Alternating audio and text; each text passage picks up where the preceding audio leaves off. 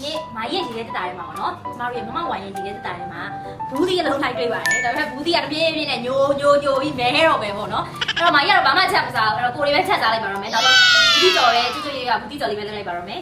ဒါဘူးသီးပထမတစ်ခါကတော့ဘူးသီးကြော်ရမှာဖျားစုဘူးသီးကြော်ကြီးဖြစ်ကုန်ရောဒီတစ်ခေါက်တော့မဖြစ်အောင်လုပ်မရဘူးအခုမှဘူးသီးကိုရေးဆေးထားပြီးတော့ဒီမှာမုံနှစ်ထဲမှာအကြော်မုတ်လေးထည့်ထားတယ်ပြီးတော့ဆန်မုတ်ရယ်စားရယ်အချိုမုတ်နည်းနည်းတုံထားရယ်ပေါ့နော်ပြီးတော့ငရုတ်ကောင်းရယ်မဆလာရယ် breaking soda မုတ်လေးထည့်ထားရယ်ပေါ့နော်အဲ့ဒါကိုရေလေးထည့်ပြီးတော့နည်းနည်းပြစ်နည်းနည်းလေးမှွေမှာပါဒီခါတော့ပြစ်လေးပဲမရဘူးအဲ့ဒီခါတော့ဘူးသီးကြော်ရရင်ဖြစ်သွားပြီဘူးသီးကြော်မရဘူးဒီတစ်ခါဖြစ်သွားပြီဒီလို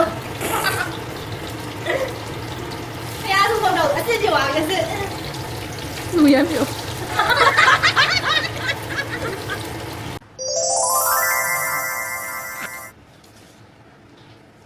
那没什么没啥。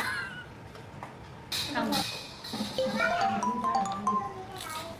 好了。ဒီပါအဲ့ဒါကိုစားလို့ရကျွန်တော်ဒီနေ့ရတယ်မိုက်ဘန်းလိုက်ဘန်းလိုက်ကြီးဘန်းရတယ်မရှိရသေးတခုပဲဟဲဘလို့ဖြစ်လို့လို့ဒီအချင်းနဲ့ထုတ်စားရင်တော့မရဘူးလားအချိန်ရမကဲနိုင်နဲ့ထောင်စားနေတယ်မလေးထောင်စားရမယ်စမစားဘူးဒါနဲ့မတုံးနဲ့နော်ဟုတ်မစားမှမှာရဲလိုက်စားနေရတယ်လို့လားမသိဘူးအခုအကုန်လုံးဖိုက်စားနေတော့အောက်ကကလေးတွေကိုကျွန်တော်မစားနေတော့ဘူးနော်သူလောက်တာအဲ့သမီးလောက်တာသမီးလောက်တယ်ဆိုရင်အကောင်း